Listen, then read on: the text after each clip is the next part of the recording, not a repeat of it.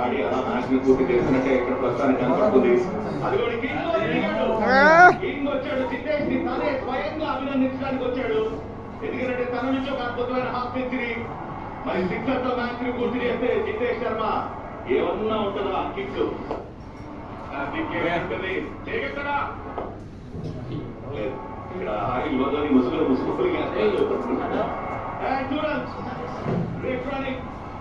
Wicket spinners ని target చేశాడు. Six score చేయడం అండర్ పార్ట్నర్షిప్ కూడా పూర్తి ఇద్దరి మధ్యలో